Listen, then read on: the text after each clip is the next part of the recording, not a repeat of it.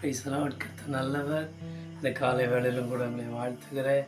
இந்த நாளிலும் கூட சமாதானம் இல்லாமல் சமாதானத்திற்காக ஏங்கி தவிக்கிற அன்பான தேவ பிள்ளையே, என்னுடைய வாழ்க்கையில சமாதானம் எப்போ வரும், என்னுடைய வாழ்க்கையில் ஒரு சமாதானத்தை காண முடியுமா என்று ஏக்கத்தோடு இருக்கிற அன்பான சகோதர சகோதரியை உங்களை பார்த்து கர்த்தர் சொல்கிறார். சங்கீதம் 119 165 வசனம் சொல்கிறது, உம்முடைய வேதத்தை நேசிக்கிறவர்களுக்கு மிகுந்த சமாதானம் உண்டு, அவர்களுக்கு இடரல் இல்லை என்று வேதம் சொல்கிறது.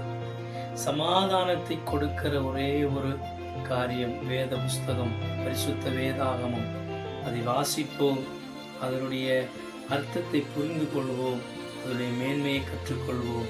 சமாதானத்தோடு இந்த பூமியில வாழ கர்த்தர் விசுவாச இருக்கிற இடத்துல கண்களை மூடி, பரலோக தேவனே, பரிசுத்த ஆவியானவரே, நல்ல சோத்திரமையா இந்த வேலைக்காக நன்றியோடு துதிக்கிறோம்.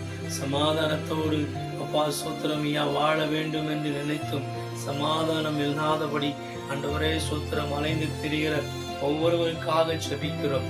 சமாதானத்தின் தேவன் இவர்களை அப்பா சந்தோஷப்படுத்துங்க, சமாதானப்படுத்துங்க, ஆறுதல் படுத்துங்க, நிறைவான நன்மையை கிருபை நான் மட்டும் காத்த தேவனுக்கு தொடர்ந்து பெரிய காரியம் இயேசுவின் நாமத்தில் ஜெபிக்கிறோம் நல்ல பிதாவே. ஆமென், ஆமென், ஆமென். God bless you. God bless you.